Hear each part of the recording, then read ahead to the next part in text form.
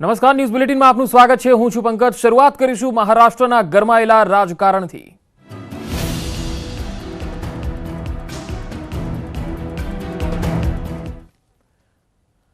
મહારાષ્ટ્રમાં રાજકારણ ગરમાયું છે કારણ કે સુરતમાં એમએલએએ ધામા નાખ્યા છે। શિવસેનાના 11 ધારાસભ્યોના સુરતમાં ધામા। સુરતની મેરિડિયન હોટલમાં 11 એમએલએ રોકાયા છે।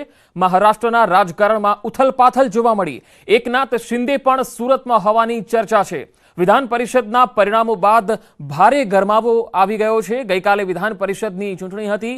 2 શિવસેના, 2 એનસીપી, 1 કોંગ્રેસે જીતી અને ચૂંટણીમાં 5 બેઠક ભાજપે મેળવી છે। ઉદ્ધવ ઠાકરે રાત્રે 12 વાગે એક આપાત બેઠક પણ બોલાવી હતી અને તેને લઈને જ હવે મહારાષ્ટ્રની રાજનીતિ ગરમાઈ છે કારણ કે જે 11 ધારાસભ્યો સુરતમાં પહોંચ્યા છે તેને લઈને હવે ઉદ્ધવ સરકાર પણ ખલબલી ગઈ છે અને તાત્કાલ બેઠક બોલાવીને નારાજગી જે ધારાસભ્યોની છે એ કયા કારણોથી છે અને શું સ્થિતિ છે તેને લઈને ચર્ચા કરવામાં આવી છે।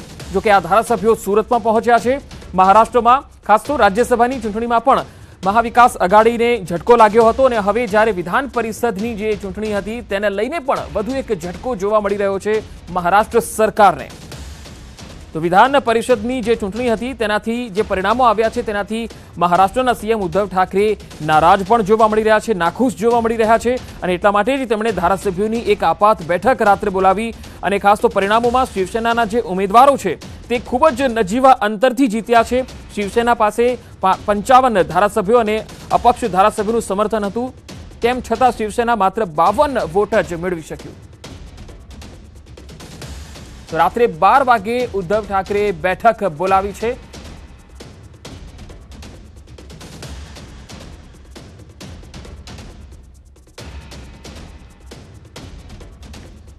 સંવાદદાતા સુરતથી કીર્તેશ પટેલ જોડાયા છે અને વસીમ જફર પણ મારી સાથે જોડાયા છે। સૌથી પહેલા કીર્તેશ, આપને પૂછી, સુરતમાં મહારાષ્ટ્ર સરકારમાંથી 11 ધારાસભ્યોએ ધામા નાખ્યા છે।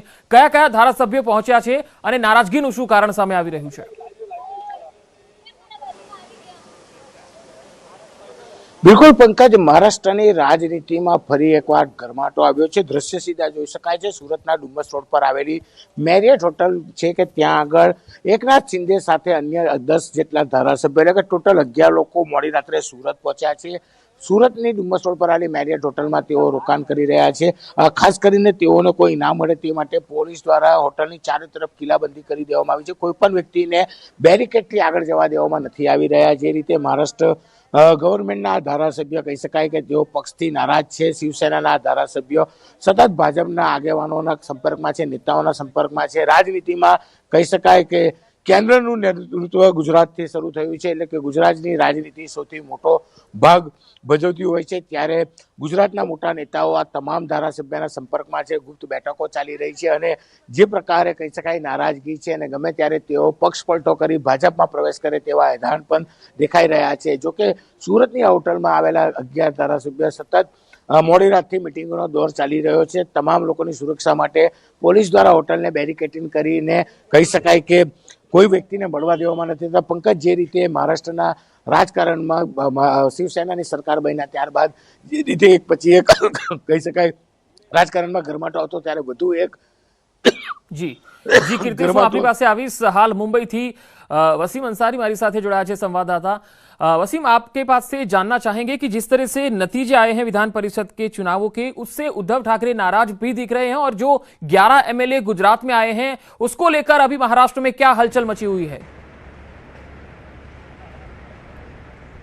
देखिए, जिस तरह से शिवसेना की अगर बात करें, महाराष्ट्र की राजनीति में एक बड़ी पकड़ है और शिवसेना के नेताओं में एकनाथ शिंदे एक बड़ा नाम है जिन्होंने पार्टी को कई बार मुश्किलों से निकाला है। कई ऐसे बड़े चुनावी रणनीति के तौर पर उन्हें जाना जाता है। उद्धव ठाकरे के काफ़ी करीबी माना जाता है। लेकिन पिछले कुछ दिनों से जो खबरें आ रही थी कि उद्धव ठाकरे से वो नाराज़ चल रहे हैं, उसका असर साफ तौर पर यहाँ पर दिखाई देने लगा है। जिस तरह से हमने देखा कि राज्यसभा चुनाव हो उस दौरान भी जो बीजेपी का मत नहीं थे उसके बावजूद भी 3 सीटें वो जीत के आते हैं। साथ ही एमएलसी के चुनाव में जिस तरह से बीजेपी ने पूरी कॉन्फिडेंस के साथ अपना 5वां उम्मीदवार उतारा था और उसके बाद जिस तरह से शिवसेना में आपसी मतभेद दिखाई देने लगे, जो उनकी संख्या बल है उस संख्या बल से भी कम उन्हें वोट मिलते हैं और उसका फायदा कहीं ना कहीं बीजेपी को मिलता है। तो एमएलसी के रिजल्ट आते ही साफ हो गया था कि शिवसेना में साफ तौर पे फूट दिखाई देने लगी है, जो इनकी संख्या है उसके कम वोट उन्हें मिले हैं। और कांग्रेस में भी इसी तरह के हाल देखने को मिले थे और उनके भी इसी तरह से वोट फूटे थे।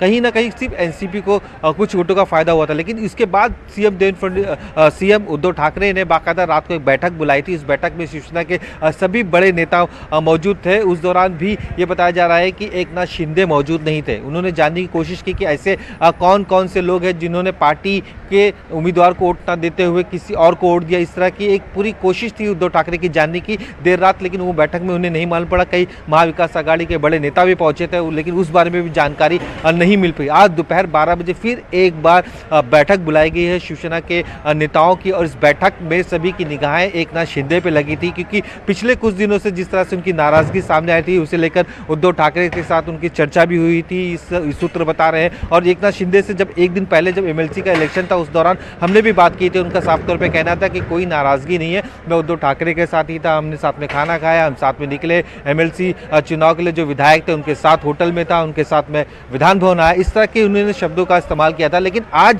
जिस तरह से खबरें आ रही हैं कि वो बाकायदा पहुंच चुके हैं सूरत और उनके साथ 11 विधायक हैं। अगर शिवसेना टूटती है तो इसका सीधा असर महाविकास आघाड़ी की सरकार पर दिखाई देगा और उसको कहीं ना कहीं कई तरह की मुसीबतों का सामना करना पड़ सकता है। जिस तरह से हमने देखा है कि पिछले कुछ दिनों में लगातार शिवसेना की तरफ से उनके जो विधायक हैं वो नाराज नजर आ रहे थे और कई तरह की शिकायतें की जा रही थी और एकनाथ शिंदे को भी पार्टी की कई बड़ी एक्टिविटीज के साथ दूर रखा जा रहा था और ये बताया जा रहा था कि कई बड़े कार्यक्रम थे, उन बड़े कार्यक्रमों में भी उन्हें शामिल नहीं किया जा रहा था। राज्यसभा इतनी बड़े चुनाव थी, रणनीतिकार के तौर पर एकनाथ शिंदे का नाम आता है, लेकिन उन्हें दूर रखा गया था। एमएलसी के चुनाव के दौरान भी उनकी जो भूमिका थी बहुत ही कम नजर आ रही थी पार्टी के दौरान। तो ये जो सारी नाराजगी है इसका असर साफ तौर पे दिखाई देने लगा था और इसका असर ये है अगर शिवसेना के करीबी एकनाथ शिंदे बीजेपी में शामिल होते हैं, ये जो अटकलें लगाई जा रही है, अगर ऐसा होता है तो हो सकता है महाराष्ट्र की सरकार मुश्किलों में आ जाए। जी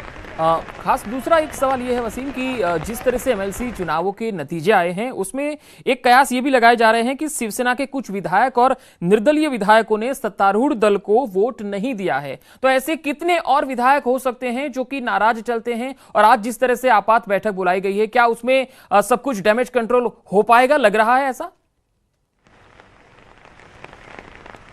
देखिए ये कहना मुश्किल होगा कि बड़ा डैमेज कंट्रोल है। मैं आपको पहले बीजेपी की संख्या बताता हूं कि उनकी 106 के करीब संख्या बल थी और 7 निर्दलीय विधायकों ने उनको समर्थन दिया था, जिससे उनकी संख्या बल 113 के करीब थी। लेकिन जब राज्यसभा का चुनाव होता है उस चुनाव के दौरान उन्हें 10 वोट एक्स्ट्रा मिलते हैं और उसके बाद वो हो जाते हैं 123, यानी कि 10 विधायक कहीं ना कहीं बीजेपी को अपना समर्थन देते हैं। इसी के बलबूते पर देवेंद्र फडणवीस एमएलसी के चुनाव में अपने 5वें उम्मीदवार को जिताते हैं, जो कि 4 जीतने की पूरी संख्या उनके पास थी। 5वें के लिए बहुत ही कम था, 17 से ज्यादा विधायकों की वोटों की जरूरत थी, उसके बाद ही वो 5वें विधायक उनके उम्मीदवार चुन सकते थे। लेकिन जिस तरह से इस चुनाव की बात करें तो इस बार उन्हें 134 वोट मिले, यानी फर्स्ट प्रेफरेंस में उन्हें 124 उम्मीदवारों का 134 विधायकों का समर्थन मिला है, यानी कि पहले 123 अब 134, यानी कि 20 के करीब विधायक जो हैं वो बीजेपी के कहीं ना कहीं संपर्क में नजर आ रहे थे, समर्थन दे दिया उन्होंने, जिसमें कई निर्दलीय विधायक हैं। और जो आंकड़े सामने आ रहे हैं खास करके शिवसेना की अगर बात करें तो उनके पास 55 का नंबर है, जिसमें एक विधायक के निधन हो चुका है तो 54 था और उसके बाद उन्हें जो वोट मिले हैं एमएलसी में उसे 51, यानी कि 3 विधायकों ने यहाँ पे कहीं ना कहीं शिवसेना को वोट नहीं दिया। साथ ही जो 7 विधायक के करीब है वो जो शिवसेना के समर्थक में निर्दलीय विधायक उन्होंने भी अपना वोट नहीं दिया। तो ये जो संख्या बल है 11 के करीब पहुंच चुकी है और इसी का आंकड़ा साफ तौर पे कांग्रेस को भी देखने मिला। कांग्रेस के 2 उम्मीदवार आपस में ही लड़ते हुए नजर आए, उनके जो 44 के जो नंबर्स थे वो भी काफी कम, उन्हें आधे से ज्यादा वो भी नहीं मिले, वोटिंग नहीं मिले। तो महाविकास आघाड़ी की सरकार में आपसी मतभेद साफ तौर पे दिखाई दे रहा है। कई कांग्रेस के नेता हो, शिवसेना के नेता हो, ये सारे अब इस नंबर्स इलेक्शन इलेक्शंस के आने के बाद जो वोट के नतीजे बता रहे हैं, तो ये साफ होता है कि वो बीजेपी की तरफ उनका रुझान साफ तौर पे दिखाई दे रहा है और वो बीजेपी की तरफ जा रहे हैं। ये गुप्त मतदान होता है, इसलिए कहना मुश्किल है कि कौन सी पार्टी के नेता और कितने लोगों ने उन्हें वोट दिया या नहीं, लेकिन ये साफ तौर पे दिखाई देने लगा है कि बीजेपी की तरफ बड़ा नंबर जा रहा है। कांग्रेस के आधे से ज़्यादा जो विधायक हैं वो बीजेपी के टच में नजर आने लगे हैं, जिस तरह से नंबर साफ तौर पे दिखाई दे रहे हैं। अब खुलकर जिस तरह से शिवसेना में आपसी मतभेद खुलकर सामने आ रहा है, एकनाथ शिंदे जो सबसे बड़े नेता थे आज बैठक में उपस्थित होते, चर्चा की जाती, चिंतन किया जाता कौन कौन से ऐसे नेता है जिन्होंने उन्हें वोट नहीं किया, लेकिन ऐसा ना होते हुए 11 विधायक पहुंच जाते हैं सूरत के एक होटल में और एकनाथ शिंदे देर रात वहां पहुंच जाते हैं। सूत्र ये भी बता रहे हैं कि वहाँ के बड़े जो नेता है या फिर वहाँ जो प्रदेश अध्यक्ष है बीजेपी के, उनके साथ चर्चा की रहे, तो बड़े नेताओं के संपर्क में थे। और जिस तरह से देवेंद्र फडणवीस ने पहले ही कॉन्फिडेंस बताया था कि उनके विधायक चुनकर आएंगे, और चंद्रकांत पाटिल ये कहते हुए नजर आते हैं कि जिस तरह से चर्चा हुई और चर्चा करने के बाद ही उन्होंने 5वां उम्मीदवार उतारा है, तो बीजेपी कॉन्फिडेंस में नजर आ रही थी। लेकिन ये 2 चुनाव काफी अहम चुनाव थे, महाराष्ट्र की राजनीति में अगला दिशा निर्देश तय कर सकती है कि आगे किस तरह के चीजें हो सकती है। विधायकों की नाराजगी का सीधा असर महासरकार पर दिखाई देने लगा है। जी वसीम, शुक्रिया जानकारी के लिए।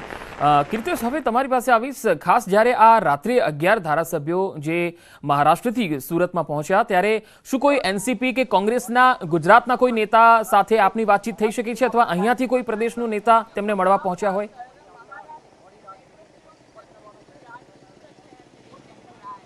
બિલકુલ પંકજ, જે પ્રકારે મહારાષ્ટ્રની રાજનીતિમાં ગરમાટો આવ્યો છે, મોડી રાત્રે શિવસેનાના 11 ધારાસભ્ય જે રીતે સુરત પહોંચ્યા છે, ત્યારબાદ સુરતની જે હોટલમાં રોકાયા છે ત્યાં કિલ્લેબંધી કરી દેવામાં આવી છે, તમામ બાજુ બેરિકેડ મારી દેવામાં આવી છે, કોઈ પણ વ્યક્તિને ઓળખ આપ્યા વગર હોટલમાં જવા દેવામાં નથી આવતી, મીડિયાને હોટલથી 100 મીટર દૂર રાખવાનો પ્રયાસ પોલીસ કરી રહી છે। સૌથી મહત્વની વાત છે કે આ તમામ ધારાસભ્ય એકનાથ શિંદેની આગેવાનીમાં ભાજપના દિગ્ગજ ગુજરાતના નેતાઓના સંપર્કમાં છે।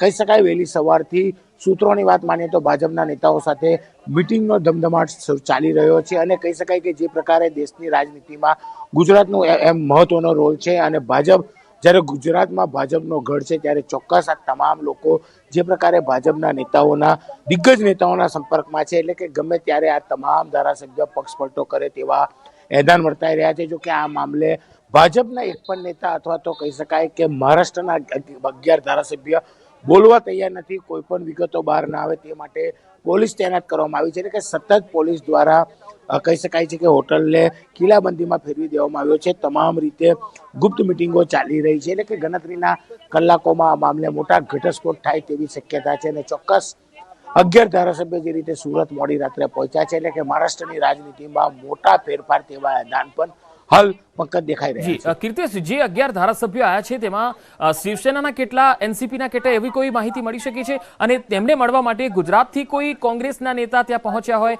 અથવા કેવી કોઈ નિવેદન આપ્યું છે આ બાબતમાં? બિલકુલ પંકજ, પહેલેથી મેં કીધું એમ સવારથી મિટિંગનો દોર ચાલી રહ્યો છે। તમામ 11 ધારાસભ્ય શિવસેનાના છે। એકનાથ શિંદેની આગેવાનીમાં 10 લોકો એટલે કે એકનાથ શિંદે સહિત અન્ય 10 એટલે ટોટલ 11 ધારાસભ્યો પહોંચ્યા છે। દ્રશ્ય સીધા જોઈ શકાય છે કયા પ્રકારે કિલ્લાબંધી કરી દેવામાં આવી છે, મુખ્ય ગેટ પર પોલીસ ગોઠવી દેવામાં આવી છે, હોટલના એન્ટ્રન્સમાં છે અને હોટલથી 100 મીટર દૂર પણ પોલીસ ગોઠવી દેવામાં આવી છે। એવું નહીં કે પોલીસ અહીંયા આવનારા તમામ લોકોના આઈડી ચેક કરવામાં આવે છે, જે હોટલનો સ્ટાફ છે અથવા હોટલના જે ગેસ્ટ છે કે જેઓ હોટલમાં રોકાય છે તેમના સિવાય કોઈને એન્ટ્રી આપવામાં નથી આવી રહી। કહી શકાય છે કે ભાજપના દિગ્ગજ નેતાઓના તેઓ સંપર્કમાં છે પણ હોટલ પર અત્યાર સુધી કોઈ નથી પહોંચ્યા, પણ આ 11 જે ધારાસભ્ય છે તેઓ વચ્ચે મિટિંગનો દોર ચાલી રહ્યો છે। ગમે ત્યારે ભાજપના દિગ્ગજ નેતાઓ અહીંયા પહોંચે તેવા એધાન દેખાઈ રહ્યા છે, એટલે કે જે રીતે શિવસેનાના ધારાસભ્યો પાર્ટીથી નારાજ છે અને મોડી રાત્રે સુરત પહોંચ્યા છે તે જ ઘણું બધું કહી જાય છે કે મહારાષ્ટ્રના રાજકારણમાં કયા પ્રકારનો ગરમાટો આવ્યો છે। જી કીર્તિશ, અમારી સાથે આપ જોડાયેલા રહેશો તો દર્શકોને એકવાર ફરી જણાવી દઈએ કે મહારાષ્ટ્ર સરકારમાં અત્યારે ઉથલપાથલ મચેલી છે, કારણ કે રાજકીય ગતિવિધિઓ અહીંયા આગળ 11 ધારાસભ્યો જ્યારે સુરત પહોંચ્યા છે તેને લઈને આ ગતિવિધિ તેજ। ઉદ્ધવ ઠાકરે સરકારથી નારાજ છે તેમની જ પાર્ટીના કેટલાક ધારાસભ્યો અને એટલા માટે જ આ જે ચૂંટણીના પરિણામો આવ્યા, એમએલસી ચૂંટણીના જે પરિણામો આવ્યા તેમાં શિવસેનાને ઝટકો લાગ્યો છે અને આ પરિણામોમાંથી 6 માંથી 5 સીટો જ કાઢી શક્યું। ભાજપના બધા જ ઉમેદવારો જીત્યા છે અને એનસીપીના 2 છે, ભાજપના 5 છે, કોંગ્રેસના 1 છે। અને આ જ બાબતને લઈને ઉદ્ધવ ઠાકરે આજે બપોરે 12 વાગ્યે એક આપાત બેઠક પણ બોલાવી છે, કારણ કે આ ધારાસભ્યોને કેવી રીતે મનાવવા, જે મોટું ડેમેજ થયું છે પાર્ટીમાં એને કેવી રીતે સંભાળવું, એને કેવી રીતે કંટ્રોલ કરવું, તેને લઈને પણ ચર્ચા થઈ શકે છે. માનવામાં આવી રહ્યું છે કે શિવસેનાના જ કેટલાક ધારાસભ્યો અને અપક્ષ ધારાસભ્યોએ સત્તા પક્ષને વોટ આપ્યો નથી. આ ચૂંટણીમાં કોંગ્રેસના જગતાપભાઈએ જીત દર્જ કરી છે, જબકે ચંદ્રકાંત હંડોરે હારી ગયા છે. એટલે આ બાબતને લઈને પણ ઉદ્ધવ ઠાકરેની સરકારમાં થોડી નારાજગી છે. મહારાષ્ટ્રમાં જ્યારે રાજ્યસભાની ચૂંટણી હતી તેને લઈને પણ તમે જુઓ તો સરકારને ઝટકો જ લાગ્યો છે, ઉદ્ધવ સરકારને ઝટકો લાગ્યો છે, કારણ કે આ પહેલા તમે જુઓ બીજેપી અને શિવસેના 25 વર્ષથી ગઠબંધન રહ્યું અને ત્યાર પછીના મહારાષ્ટ્રની અંદર જે રીતે એનસીપી કોંગ્રેસના સાથે મળીને એમણે એક મહાવિકાસ આઘાડી સરકારની રચના કરી, ત્યારબાદ હવે અંદરની જ પાર્ટીના જે ધારાસભ્યો છે તેઓ નારાજ જોવા મળી રહ્યા છે. સુરતથી લગાતાર કીર્તિશ મારી સાથે જોડાયેલા છે, કારણ કે સુરતની અંદર 11 ધારાસભ્યો શિવસેનાના પહોંચ્યા છે, મોડી રાત્રે પહોંચ્યા છે. કીર્તિશ, અત્યારે જે હોટલ છે તેમાંથી કોઈ નિવેદન આવી શકે એવું લાગે છે? આજે બપોર સુધીમાં કોઈ ધારાસભ્ય પોતાની નારાજગી જાહેર કરે એવું લાગે છે ખરું?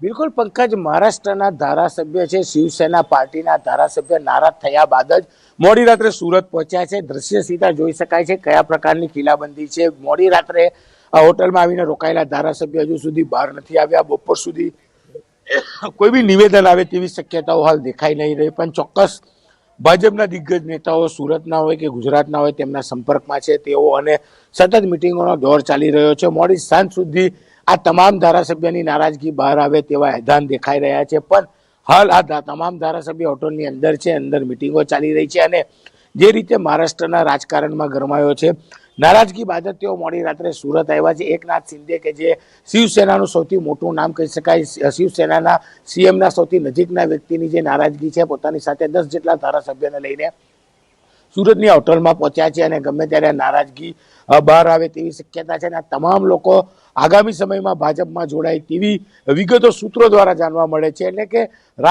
મહારાષ્ટ્રના રાજકારણમાં જે રીતે મોટા ફેરફારો અને એધાન દેખાઈ રહ્યા છે તેની શરૂઆત કદાચ સુરતની હોટલમાંથી થાય તેવી શક્યતાઓ છે. નારાજગી બાદ સુરત આવીને રોકાયેલા તમામ જે ધારાસભ્ય છે તે બપોર બાદ મોટા ખુલાસા કરે તેવી શક્યતા છે. હાલ આ મામલે ના તો ભાજપના નેતા હોય કે ક્યાં પછી શિવસેનાના ધારાસભ્ય મગનું નામ મરી પાડવા તૈયાર નથી. તમામ લોકો હોટલની અંદર છે અને અંદરની વાત કોઈ પણ બહાર આવે તેવી શક્યતાઓ હાલ દેખાઈ નથી રહી. પંકજ જી કીર્તિશ, આભાર સમગ્ર માહિતી આપવા માટે.